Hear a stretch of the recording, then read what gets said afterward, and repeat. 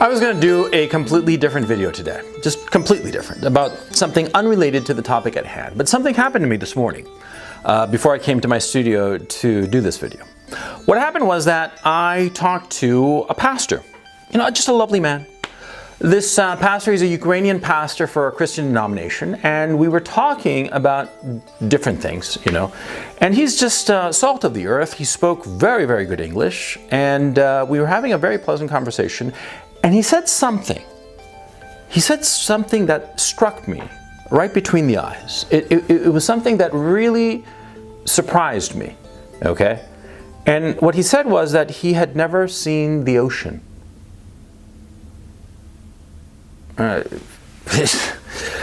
This guy is about my age, right? He's 50 years old. And he said he'd never seen the ocean. He's a Ukrainian. And it made me think about my own situation, my own circumstance, and how many oceans have I seen? I actually lived in front of the Pacific Ocean for a while when I was 15. To see your horizon dominated by that ocean is a sight to behold. I've been to the northern Pacific all the way up to Anchorage, Alaska, and I've swum in the Pacific around California. I've also swum in the Caribbean, as well as the Atlantic. There are a few more oceans that I'd like to swim in before I kick the bucket, right? But, for me, seeing the ocean is no big deal. And this fine man had never seen the ocean. Circumstances of his life, the fact that he was born in Ukraine and therefore had the wrong travel documents, and because of his chosen profession, he didn't have that much money. Traveling for him was not an easy thing. It was not an easy thing at all, right? And I thought to myself how lucky I was, because I've been able to travel and see the world. I've lived in some of the most remarkable places in the world. And it got me thinking. It got me thinking, very hard. When they ask terminal patients, when they ask old people what they most regret, you know what the top two answers are? The first thing they regret is that they didn't have a family, or didn't spend enough time with their family, or didn't have a big enough family. They had only one kid maybe instead of 2 or 3 or 4 or 5, right? And the other regret that they have, is that they didn't see enough of the world. You who are watching me, my audience is, according to Google metrics, it's roughly 80% of my audience is between the ages of 18 and 34. So you're young, presumably, you who are watching this video, right? Don't be foolish. Don't have that regret. Don't come to the age of 50 and say, well, I've never seen the ocean. Especially not if you're living in the Western democracies.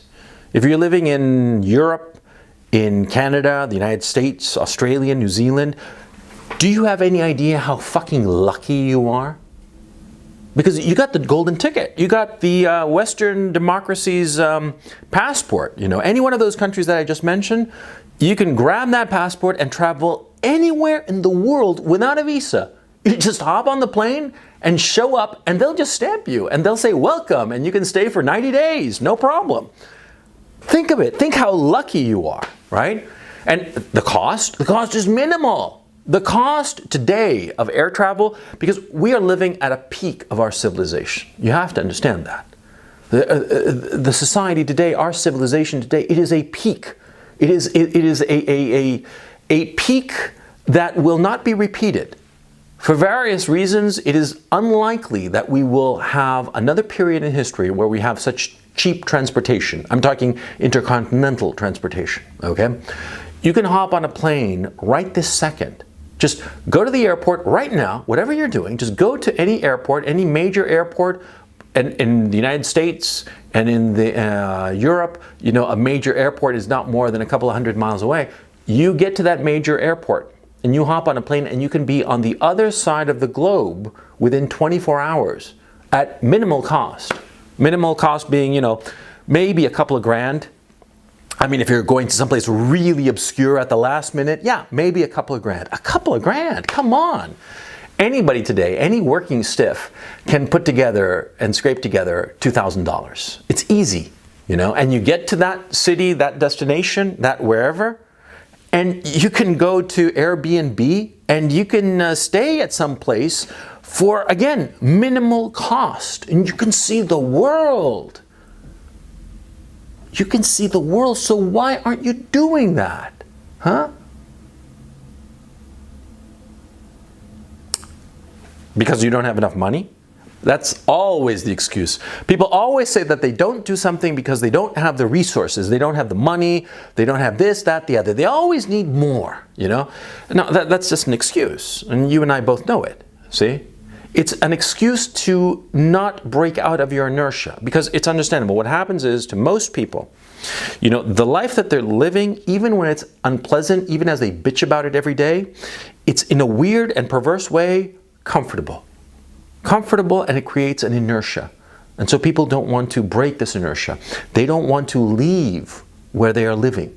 They are happy. Even when they are miserable, they're happy. They want to stay where they are, and they make no effort to leave. Don't be like that. Break that inertia, especially when you're young. When you're young, when you don't have any real responsibilities, you only have responsibilities to yourself, and you have all of these decades in front of you, there is no excuse for you to not explore the world. In my own case, it happened pretty much by accident. See, when I finished college, I decided that I wanted to go to Hollywood to make it as a screenwriter. Be it TV or film, I didn't know. I just wanted to make a living as a writer. So I flew out there. And I lived in a while in LA until I got successful. And then I moved to New York. To live it up in New York, right? And have a high old time, which I did. And then after that, I moved to Santiago to establish a film production business. And then after that, I decided I wanted to live in London because I thought it would be cool. And I thought it would be a great place for my kids to learn English. And then after that, before that, actually, I'd forgotten, I'd lived in Paris for a while, for the hell of it, because I just wanted to go to Paris, because I thought it would be cool. And I lived almost a year in Paris. And I also lived almost a year in Germany, because there was my girlfriend who became my wife, right? And now here I am in Ukraine, and it's great. But the thing is, see, in my own case, I lived in these cities sort of by accident, you know? Going to Paris, for instance, that was a whim. That was a flat out whim. It was like, why not? Sounds fun. You know, maybe learn French. I got to France and realized that I suck at languages, but that doesn't matter. See, I moved there, I had a great time. I lived in Paris. I lived in London. I lived in New York. I lived in LA. That's wonderful. That's incredible, right? I wish I had the foresight to plan this out.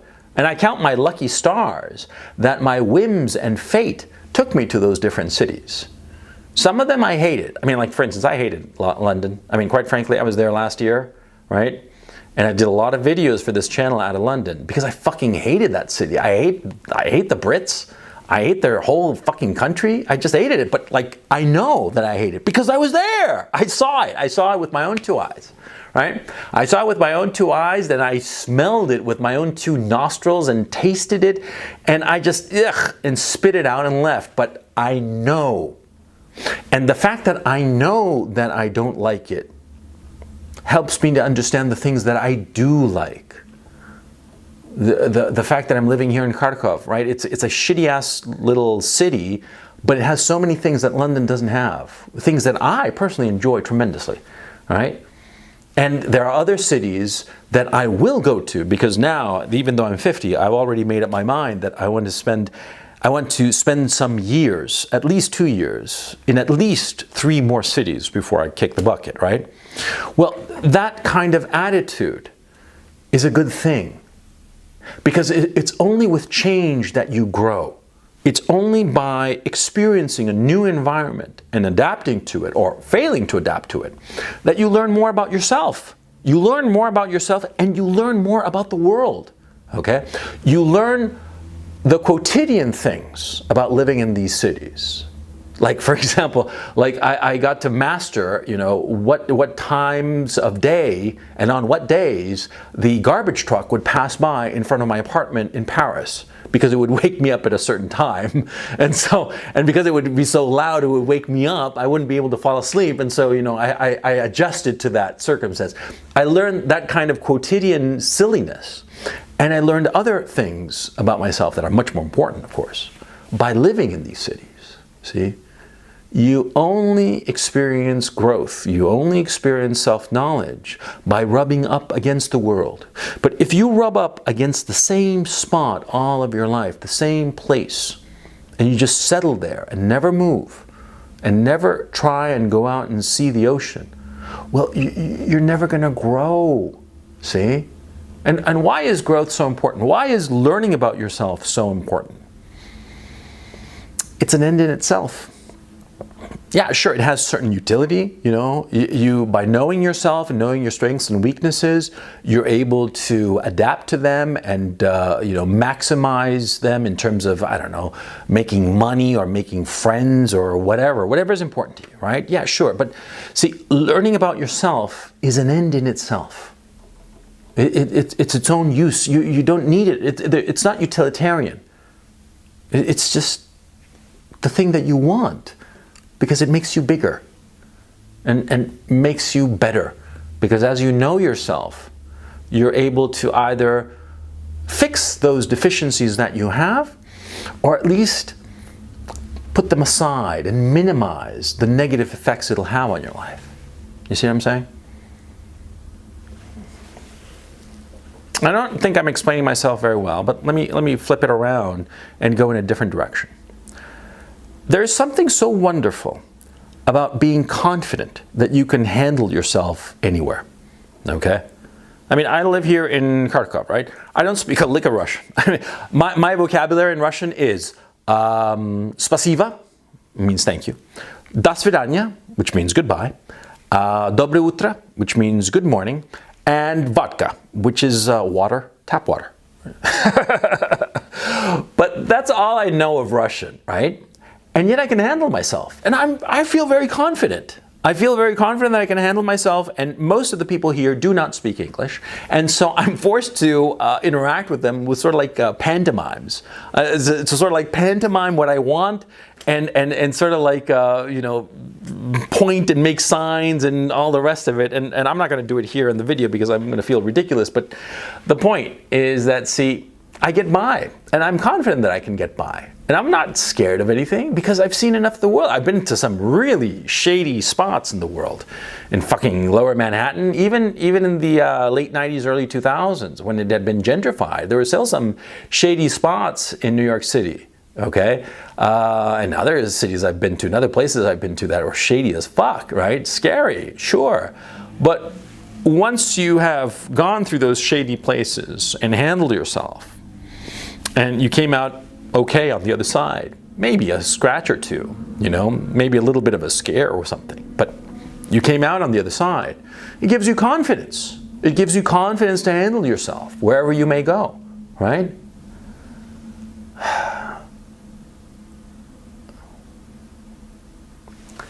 In our neck of the woods, there's sort of like this fear of being a globalist, okay? I mean, like, okay, people talk about the globalist shills, the neocons and these bastards, who are just basically part of the global elite, right?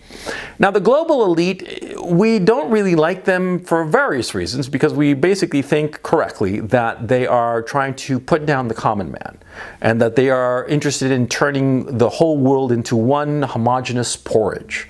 And I think that that's a fair critique of that globalist elite. But see, the globalist elites, right? They do have a few things that they're right about. And what are they right about? Well, that you should view the world as one big space that you can explore. See, the globalists, yeah, they're for open borders and the New World Order and all that stuff. Yeah, and it's negative, and we've discussed it, or people that I'm allied to or sympathetic to have critiqued it, and I agree with those criticisms. But their vision of the world as one big oyster, as just the one thing, and that you can go anywhere and you can see it all. Fucking A. Fucking A. Yeah. I mean, you can hate Hitler and recognize that he did a good thing when he built the Autobahn, right? Yeah. The globalists, right, the globalist shills, I mean, I hate their guts, but they are right in their vision that you should look at the world as one gigantic stage, and you can go anywhere if you so feel like it. And if you're lucky enough to be born in the Western democracies where you have the right passports, you can go anywhere. It's cheap, it's easy. You can go today. There is always an excuse not to go. And usually that excuse is money. You always hear people say, oh yeah, I'm going to travel someday when I get the money together, but it's so expensive, blah, blah, blah. They're never going to travel. They're always going to be talking about it. There's a young fellow I know, nice kid, smart kid. And I offered to underwrite his trip to the Middle East, okay? He's a very smart kid, and he could probably make it as a journalist out there, like a freelance journalist. And I offered to underwrite, to pay for his ticket to go to the Middle East, right? And this was like a couple of months ago, several months ago, as a matter of fact. And I meant it, and he knows that I have the means to do it. And I'd be happy to underwrite his adventure in the Middle East, because I think it would do him a lot of good. It would get him out in the world, give him some mileage, some experience, So I was happy to make the offer. He's somebody that I appreciate. I think very highly of him. And he hasn't taken me up on the offer. Money is off the table. I'm going to be financing the fucking trip for the kid, right? He doesn't want to go. He doesn't want to go. He's scared. He's scared. And that's perfectly normal. It's perfectly normal. But see, you have to overcome your fear. You have to overcome your fear of the unknown. You have to overcome your fear of what might happen. See? In 1991, I went to Cusco in Peru. Now, there were two ways to go to Machu Picchu, which is about, I guess about 70, 80 kilometers away, 50 miles. One way was to take a train. You take the train from Cusco to the bottom of Machu Picchu, because Machu Picchu is actually on a hill, right? You get to the bottom of the hill and you climb the hill, the train takes 2-3 hours, and or perhaps a bit more, and the climb up takes another 2-3 hours, right? The other way to do it is to go on the Camino del Inca, the Inca Trail, right? Which is basically going through the jungle, hiking through the jungle, right? And you can go, with porters and a guide and the whole 9 yards, or you can go solo, right? So me and a buddy of mine, we were so fucking crazy that we decided to do it solo, right? Because we were 22. What did we know, right? So we did the Inca Trail, 3 fucking days, I got leeches. Real leeches. And lucky that we were smokers, both of us were smokers. Because of the smoking, we were like constantly out of breath, right? But because we had cigarettes, we were able to burn the leeches off our legs. True story. It was scary. After the second day, we started thinking that we were lost, right? And by the third day, we were starting to panic because, we had seen some ruins along the way, because there are actually like minor ruins along the way before you get to Machu Picchu. But on the third day, we were really panicking. We were thinking, man, where the fuck are we, right? We are just so fucking lost. And finally we got there. We got to it. And we got to the spot where all the tourists arrive. And that's why we knew, because we were going up the hill, right? And we were thinking, this may be it, might not be it. I don't know. It looks like a trail, but the jungle grows so quickly, right? And so we were going up, right? And we were getting there, and we were going up and up, and we're like kind of freaking out. And also because there's so much vegetation, it sort of covers you. And so it's like you're going through this dark tunnel, right? And we were going up and scared and scaring ourselves. And as we're rising and we're getting to the crest of the hill, we started hearing people, right? We started hearing people. And we broke through the vegetation up on the crest of the hill, right? And we got to that spot where all of those pictures of Machu Picchu are taken, right? where you see on the other side, the other hill, Huayna Picchu, rising up, right? And we were there, yeah, and it was quite the experience. And the jungle has never been scary to me after that. And I've had the opportunity to go through the jungle. I'll tell you about it some other time, but the point, see, that was the first time I'd hiked through the jungle. It scared the shit out of me, right?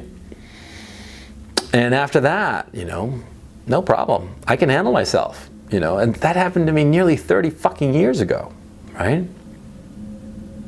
It made me better, you know? You're young? What the fuck are you doing at home watching a fucking YouTube video? Sell your shit, sell your car, sell all the crap that you don't need, your fucking video games and game consoles and stupid ass computers. Get on a fucking plane and go to Machu Picchu, go to the pyramids, go to wherever the fuck you want to go. It's out there. It's out there. It's waiting for you. Go now before it's too late.